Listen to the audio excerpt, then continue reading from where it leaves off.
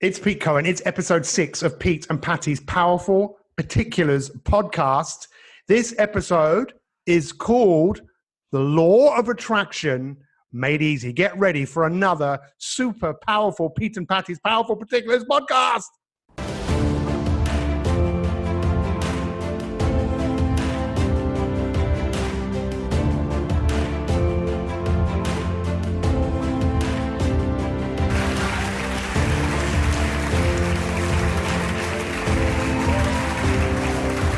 Patti, happy, beautiful day. How are you today? Pete. Oh my gosh. I'm ecstatic that we're doing this because so many people in the world ask me about this all the time. Yeah. So I'm great. Are you great?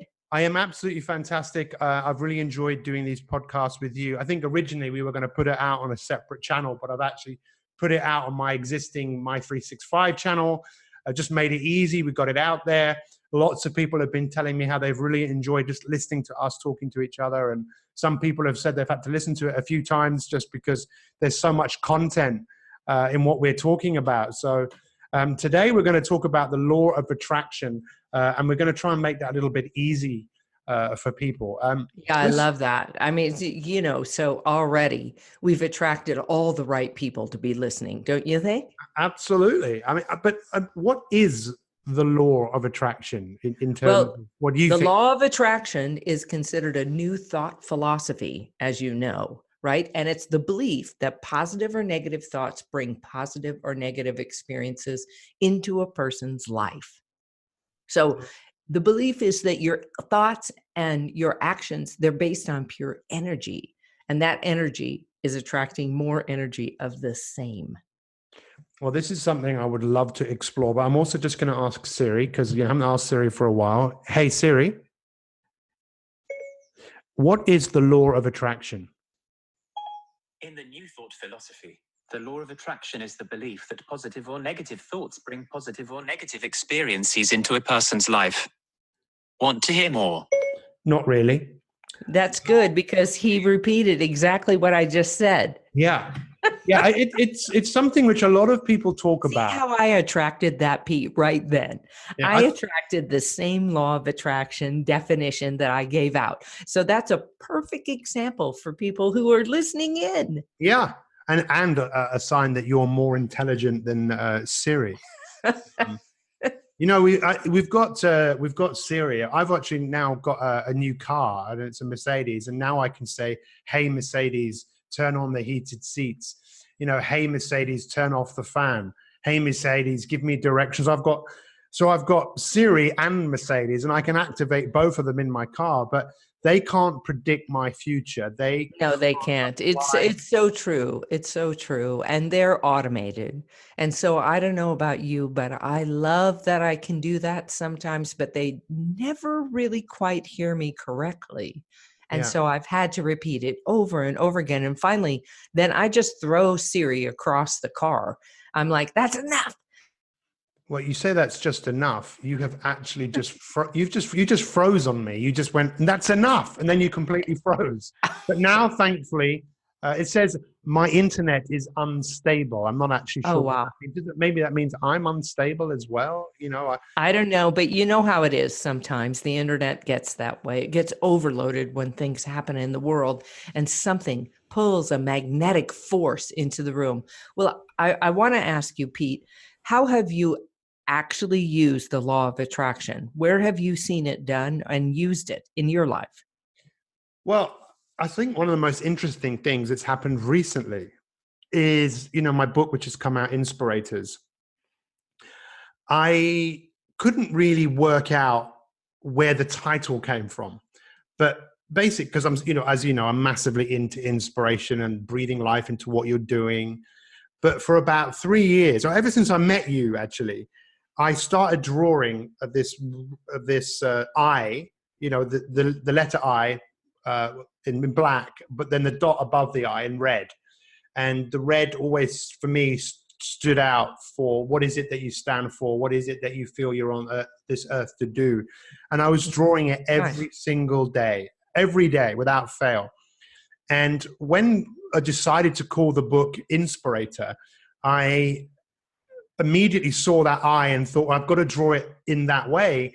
And when we were looking with the publisher about the different possible covers for the book, the covers that kept coming back, I thought, no, I don't like that, because that's not what I see inside my mind's eye. And just to sort of an addition to that is the word inspirator. That's not a word that exists. Well, actually, it's a word that exists for a breathing apparatus. That's and right. As you know, one of my most inspirational people is Napoleon Hill, who wrote the book Think and Grow Rich. And I've got a magazine somewhere, and I didn't realize this. The magazine is actually called Inspirator. And the other day, this really hit me. I thought, hang on, maybe I saw this on the front cover of this magazine, and then just somewhere it lodged in my brain. Or maybe there's something else at work here that is outside of my control, but I had to connect to it. And this is what I'd love to discuss with you, because, you just spoke about the computer before, and the it not being that it reflected and we lose it. Yeah. I think that we all have this ability to connect things and make things happen, but we stop it because A, we probably don't believe it, and B, we're not putting ourselves into the right mindset to manifest things to happen. Well, it's interesting. Last night I was watching Tyler, the Medium. Have you ever watched that show?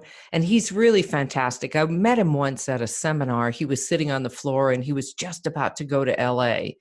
And start to, he just said, I need to go to LA. I know I need to go. They're telling me, speaking about his inner guides, right? And he was just a young kid. He was like, I don't know, he must have been like 15. And so he goes down there, and now he does these readings for people, famous people. And one of the things that they did in this episode that I watched was they were attaching a neuroscience. They went into a mind think. And so one of those scientific centers where they put the electrodes on your head so they can map what's happening in your brain. And so what the guy said was, he said, here's belief, right? Was that actually what was happening is that Tyler, rather than connecting with people outside yourself, like spirits that were out there, he believed that those memories were actually in your, the mind of the person that was there. So in that essence, that they were lodged in that memory somewhere. And what Tyler, because all energy influences each other, right? It's this flow between you and I and everybody that's listening. We're creating this flow of energy. He believed that actually that what Tyler was doing was mapping to that energy. And so you could see his brain just turn bright red when he would shut down his visual sensors to be listening in to what he was getting about what the person's experience was, or whoever was speaking to him through that. And it was fascinating. And of course, the neuroscientists are talking about it in a scientific way, which is great that they're trying to figure it out. But I think it's outside the system of that, what our brains can comprehend, because it's part of this innate capability that we have, which is, and we don't know how to measure it or whatever, dial it up. I think if we did know how to dial it up 100%, then people who were negative in the world would dial that up too. So I think it's, you really have to work to practice it to understand how it works and be working in a positive realm. Yeah. Right. So give me an example of when you've applied. I mean, in what your work, as I'm talking to you right now, I'm looking up onto the wall, and I see on the wall in front of me right here, the picture that you drew of my reality, my desired reality. When in your life have you personally applied the law of attraction? Well, I think that it's something that I do every day because I'm always dealing with the future, right? So when I get up in my day, I take time to envision really and set my intent for what I want to experience in terms of my attitude and beliefs in the day, so that I interfere with what, is the negative charge that often comes in, right? So you figure when you're sleeping at night, your body fills with cortisol. And some people say, the cortisol is good because it helps you flush out your body. And my thing is, it's good to get up and start to exercise right away, because then you flush that cortisol out of your system, Yeah. so that you can be more receptive to this part of you that you really feel connected to.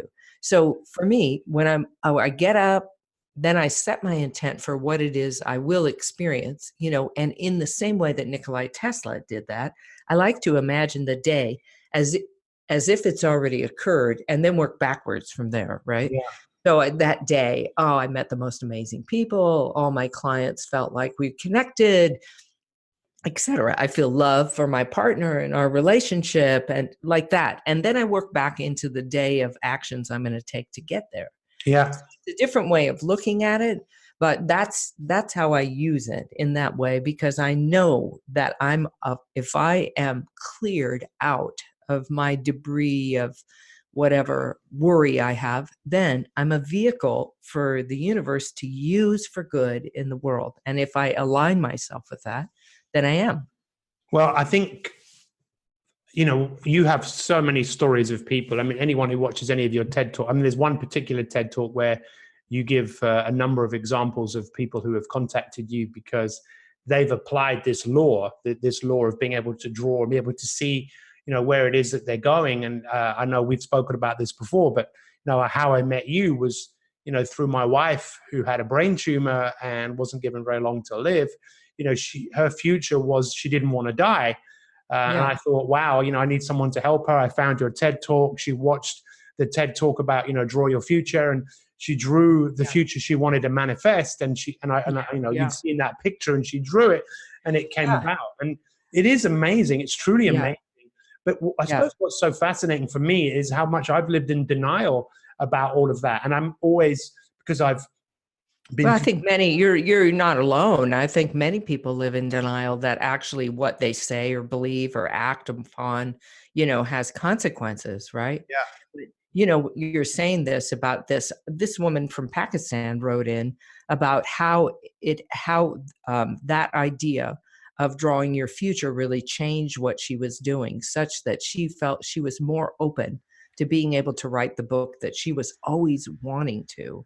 Yeah. And just this morning, which is interesting, I started to review some of these stories because they're amazing what people say about it, but it's really, and let me just say that some people are limited by their belief that that is possible, right? Yeah. So what you were just saying is that for parts of your life, you didn't believe this.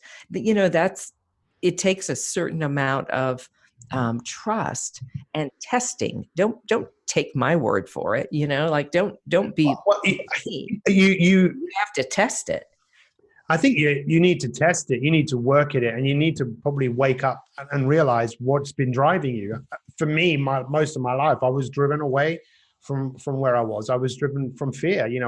I didn't think I was good enough. I was so driven to move away from that. I wasn't thinking about where the hell I was going. I don't believe I was confident enough to do it. I don't believe that I'd ever even been shown. I mean, because it's not difficult, but I think it's funny, isn't it? We think we have to be shown, whereas there's some part. It's actually all about the discovery of it, right? Isn't it?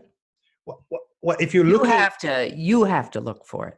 You have to experiment with it. I was thinking about. I heard this talk someone gave, and they were talking about having a altered experience, right? And that they wanted to learn how to wake up from in their dream and have where you have a waking dream where you're like in your dream and you realize, oh, I'm dreaming. Now what? Right. And so in it, there was an inner teacher that they were working with. And in the dream, they woke up in the dream, and then they're like, well, they turned to the inner teacher, well, where do we go now? And the person just stood there with their arms crossed. And then the woman realized, oh my gosh, this is about me. I need to decide where we're going to go, even in this inner experience I'm having. It's my job to do the work. You can't expect people to, you'll never learn if you expect people to do it for you, right? Yeah, and I think I've really been waking up to this. I had a massive epiphany a couple of weeks ago around the whole cause and effect and causing an effect. And I know you and I had a conversation about this recently. And I know, we're on a very similar path in our life. We do very similar work to each other, and we face some of the similar challenges, around, I don't know, carving out the life that you want. It's not always easy, but I think it's a lot easier when you're causing an effect. And this was the epiphany that I had. Wait, you should explain that to the listeners, what causing an effect means. So I think we all live in a world where we want things to happen. We're expecting something. We're expecting something to happen, or maybe we think we deserve something to happen. Or I'll be happy. Yes, I think that's part of it. Yeah. I'll be happy when this happens. I'll be happy when, as if we're waiting for something outside of ourselves to give us something. And I'm realizing now that that's absolute nonsense. That if you live your life that way, you're never, ever, ever going to be truly happy. Again, it depends what you define happiness to be. I realize now that causing is creating the inner environment of what I want to have happen in the future right now. So I'm not waiting for something to happen. And So when you say that inside me, I'm causing that or I'm with that. What are you actually doing? This is law of attraction made simple. So simply put, what would someone who wants to have something happen in their life, what would they do? What would they do? Part of it is most definitely having a picture of the outcome that you're looking for, and seeing that so clearly. For me, it's more than a picture. It's such a strong feeling of I'm connected to something that's in front of me. There's something that is already bound to it. It's happening, and that's pretty obvious that successful people have done this. Any inventor, anyone who's created anything, they didn't just hope, they believed because they could see it, and that's causing an effect. And I now realize this. I mean, maybe I should know better, but after having done what I've done for so long, but I think probably for so many years I was doing it in a way where I wasn't really practicing what I was preaching, if I'm being totally honest. I just realized. I love that. You're being totally honest about it, because I think that's important for people to know, that you can think something and then you can experience and actually do something, and it's very different. Yes. Well, you gave me an example of this, last week, and this is part of, if you want to apply the law of attraction, make sure you surround yourself with other people who are doing the similar thing, because it's almost like something else happens. I mean, this has even been proven with plants. You put a plant next to another plant, and the plant under the ground, they kind of grow together. They become stronger, and human beings definitely become stronger when they come together. But I was, and not just human beings, but actually, The Secret Life of Plants, that book, taught me all I needed to know about plants. Everything that we're surrounded by has a certain kind of energy that you impact by how you are, whatever attitude you bring into it. Believe it or not, this lamp, this, wall, these flowers that are on this table, they're all made of energy. And I infuse them with my energy every time I interact with them. And anytime I have some kind of love or heart-opening gratitude, it fills the space with it, right? Yeah. Wouldn't you say? Yes. I think I realize it's just so interesting, people's relationship to all of this. When you talk to them about it, a lot of people would just say, well, that's nonsense. A dog is just a dog, right? Yeah. It's just, I don't want to listen to this. But I think that if you want to live your life that way, then I think we're just missing out on the magic, because the real magic in life comes from our ability to create. And, someone who you and I were talking about, Joe Dispenza, who a lot of people know, who does some amazing work in the world of quantum physics and in the manifestation of what you want. He's a neuroscientist. There was something he said that really hit me so hard. It hit me like a heavyweight boxer just punched me in the face. But then I woke up with a fresh pair of, just with a different, with a big bruise on your left eye. And then, okay. This is what he said. He said 95% of who we are by the time we're 35 years old is just a set of habits. you're just basically living in the past. Every single day you wake up and That's your right. brain starts Oh, to go over what you're going to do based on what you've done. And then you look at your phone, you check things to bring yeah, yourself back into today, which really is the past. And it's the looking into the familiarity. And then this freaked me out even more when he said something else around about 70% of human beings live in a perpetual state of stress, a state of some sort of anxiety. yeah, And if I look at the stress and anxiety I experience, that's all my past.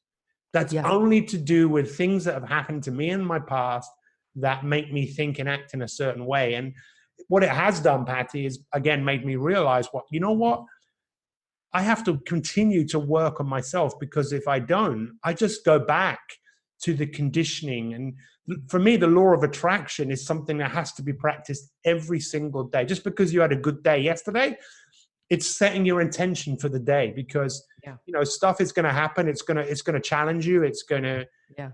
to maybe defeat you in some way. But if you know what you want, I'm waffling now. Over to you. Yeah, yeah. Well, I was going to say no, because I think part of it, I was thinking of two things. One is, so if you think of that, 70% of what you are is habit. I mean, think about that. Like everything you do is automated in a way, the way you get your coffee, whatever it is you do. And often, I'll say to people, the way to make yourself more flexible is to every day do something different. But when we're talking about this, I think, oh, well, I think it's every moment try to be open to what is available for you to do. That's different, right? So Yes. to me, that's different, because normally I'll be like, I'm going to get out that, sorry about that. I just dropped something here, but It's okay. I'm going to get out a big book and I'm going to look at it. And then I'm going to go through, I'm going to do my schedule, and then I'm going to work on my stuff, and I'm going to put it in a routinized way. And one of the things I learned from reading Joe Dispenza, other people, Harold Klemp, reading some of those works, is that if I actually allow myself to be more present to what is occurring, I'm going to listen better to my creative genius, right? And the creative genius is really that inflow of information that's always available to you. And you're thinking of inflow of information. What is she talking about? But what I mean is, you want to get yourself to the place where you are listening at a deeper level to what is necessary in the moment.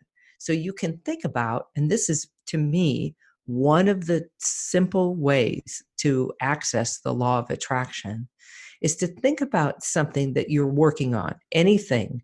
You might be working on a client engagement. You might be working on your relationship. You might be working on creating a better home life. Whatever it is, you put it out there, and then you simply ask, close your eyes, because this is key. When you close your eyes, you take out all the external stimuli, and that's really important for you to get plugged in to who and what you really are. So you close your eyes, and then you take some deep breaths to get present into the moment itself. And then you ask, what about this client do I need to know or think about, so that when we engage with each other, we'll have a positive outcome, which is the assumption, right? Yeah. And then you just listen to what's there. And I listen first, of course. I always get the regular things, right? Ask a lot of questions and be sure to listen, like that's the routine. But sometimes I'll get information about the client in advance. Why? Because I'm thinking back to that neuroscience with Tyler, that medium, right? If I assume that everything exists out there in the quantum field and is easily accessible for me, then what I'm going to do is I'm going to connect to who that client is as much as I know about them, and then allow them to enter the space of that we're going to find something absolutely fantastic to do together that's going to rock their world in such a way that their team or themselves, everybody's going to be enlivened. It's powerful, right? And it's Right. where the magic, I suppose, in life comes. If we are all connected, which I believe we are, then we can all tap into this kind of super highway of inspiration, of ideas. I mean, I've heard people say this, and I believe it, that there's no such thing as new ideas. Oh, Any idea that absolutely. anyone has We're is just tapping into what's there. it's already there. It's already out there. In fact, I wrote down a few things before we went live, and this is what I wrote down. If you believe your thoughts have something to do with your destiny, and you can't think greater than how you feel, then by definition of emotion, you're living in the past. And I'm realizing this more and more, that I can manifest the life that I want, but I have to take responsibility for that. And unfortunately, we do live in a world where, look, there's huge amounts of opportunity for all of us to do some incredible things, but there's more distraction, to find that quiet space where you can be present is, again, more challenging, because there's more pulls on our attention. It's almost like people don't want us to think for ourselves. We've spoken about this before, the word genius. I know your big thing about up your creative genius. And, if you look at the word genius, like, let me ask Siri again, right? Hey, Siri, what does the word genius mean? As a noun, it means exceptional intellectual or creative power or other natural ability. Okay, so listen. Natural ability. So exceptional intellectual creative power. If you look at that's someone who knows a lot. But if you actually look at the root meaning of the word, it doesn't mean that at all. No, it comes from the Latin term ingenium, which is of your innate talents. And, in ancient Rome, right, I tell stories about this. They believed create a genius was like a genie that sat on your shoulder and whispered insight, right? They call it a moral spirit who guides and governs an individual through life. And apparently, when that word in the 1580s came to the United Kingdom, it didn't take very long for people to basically say, look, no, you're not a genius. We live in a class society. This is who you are.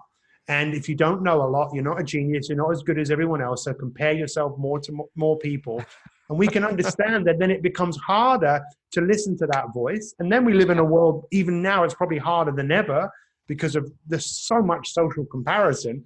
But we need to wake up, ladies and gentlemen, to the fact that we have a genius. If you want to apply the law of attraction and make it easy, wake up to the fact that you have a voice that will talk down to you, will put you down in a society that will probably say the same thing to you if the society could talk to you. But we still have this innate ability to go, no, this is what I want to have happen. And we can make it happen, right? Yes. And I want to just point out that it's not just about believing that it will happen. It's that you actually do things to make it happen. You indicate by your actions that these are the things that you're going to step into. You will make it happen because you're moving it forward. You move the ball down the field, really. But your belief that you'll hit that goal line is what makes the combination of magic from the universe come in. And so you get energized by every time you have some kind of success. I want to also just point out something just really hit me, and I think it's an important thing to discuss and give people the opportunity to maybe sleep on this. And that's the importance of taking responsibility, right? Responding with the ability that you have. But for me, it's even more than that. I don't want my life to be, I want it to be down to me, down to me, the decisions that I make. I want to share it. And because you know me, right? I would never say it's all about me. I did it on my own. I am who I am because of the support and the love I get from people around me, right? I believe dead and alive, right? But ultimately, I want to look in the mirror and say, I was responsible for this. I made this happen. So, I had some disappointment in a speaking engagement that I really wanted to get the other day, and I didn't get it. But I thought, okay, well, what can I do about this? The genius inside. What can I do? So I took massive action to create something out of something that was not what I wanted, and I think there is no greater achievement in life. The achievement of, if you don't believe me, again, if you're listening to this, go and make something, go and tidy something up that needs tidying up and feel how good you feel after having done it. You might not have felt like doing it, but you did it. What else can we all create in our lives that maybe just starts off with an idea that through seeing it and connecting to it and think, I'm causing this to happen. You know, that's what I do every day, Patti. And this is something that you've helped me. In fact, you know what? I've not done it today, but every day, I know you guys can't see this, but I draw where I am, where I'm going. Showing a picture of a drawing that he did. And this is really the thing too that will help you, is a drawing will actually just seal it in your brain what it is that you want. And it also gives you a kind of clarity. And a drawing, in my mind, does something that's really key. When you use that drawing and you daydream it, you dissolve really the past and the future, and you bring it all into the present moment. Yeah. You fully experience it. And that's the other secret, that is, called the secret, but it's Yeah. not really a secret anymore, is that if you really allow yourself to daydream the things that you want, and then you take small action towards them, they are inevitably going to happen. They will happen. And it's great, isn't it, that we can talk about this stuff and maybe give people a different perspective of, look, we're all a bit messed up. I often will get, like a $100 bill or a £50 note and say, who wants this, to people? And not everyone puts up their hand, actually, because a lot of people think, hey, that must be a catch, right? But, here it is. And then I say, some people say, I want it. Then I get it all, crumple it up and say, who wants it?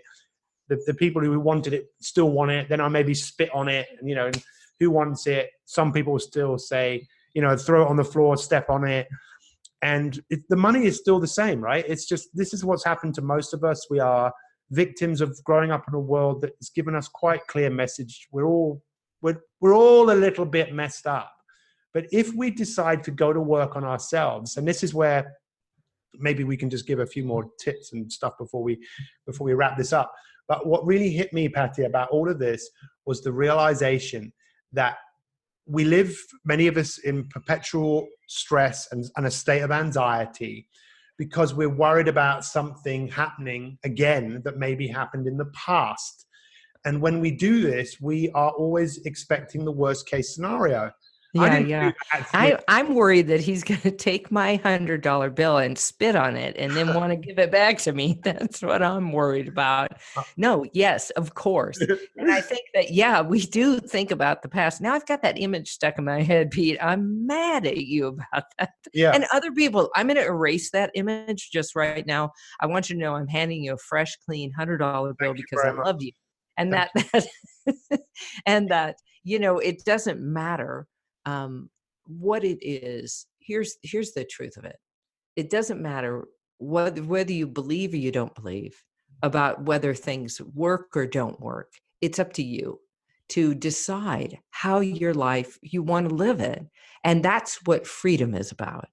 And so really, if you take this idea of the law of attraction and just test and try some new things, many of you that are listening, I know this is how you live your life. So we're preaching to the converted here for some of you, but others of you, maybe you thought this was hokey smoky from the beginning. But even if you're very highly skilled in this or you're not, take one thing and do it completely differently than you would have in the past.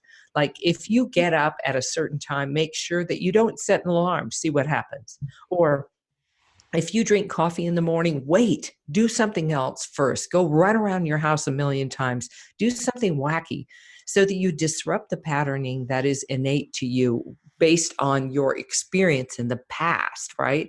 So interrupt the past so you can step more fully into the now of who you are now and experience the wholeness of life that's trying to talk to you all the time, but all the distractions, as Pete was talking about, are interfering. Those are just a couple of things to try. Yeah. Disrupt it, go do something, say something different about yourself, watch your language, what you're saying. We could do another podcast on this, and what I suggest that we do is the next Pete and Patti's Powerful Particulars podcast we should do on meditation and mindfulness, because that definitely seems to be one of, or if not the most powerful way that the majority of people can use the analytical part of their brain to kind of, the way I look at it is like this. I don't know if you remember Star Wars, but at the end of Star Wars, Luke Skywalker is in this spaceship and he goes down onto the Death Star and he has to fire his weapon into a smallest little space. And he hears Obi-Wan Kenobi, the voice of who's dead, who was his teacher, saying, use the force, Luke. And he takes the thing off that allows him to actually see. And he has to use his, he has to use his intuition to fire his weapon to hit this little hole. Why I'm telling you this is that I think that what meditation can do is it can allow us to go quite deep to beneath some of our conditioning, to a part of us that where we can reprogram, where we can create a new part of ourselves every single day. What do you reckon as we do that? That's good. That's our next podcast. So tune into that, because the law of attraction is married to that piece of it. So let's do that next. Yeah. So please take a few moments to think about what has been your biggest takeaway from what you've heard today. This is a real honest conversation between, two friends. But ultimately, we care about one thing, right? We care about each other. We care about two things. We care about each other, and we care about you. Whoever you are, wherever you are in the world, we care for you so much. We know what you're capable of doing. Please feel free to, share this podcast, have a conversation with people, because the more people that start waking up to this, the more people are going to start taking power for their own life rather than being victims. So, Patti, thank you so much for your time today. You, Pete. Thanks, audience. Thanks for listening in. Thank you so much. We love you all. Happy, happy, beautiful day. And we'll see you next time for another Pete and Patti's Powerful Particulars podcast. Goodbye.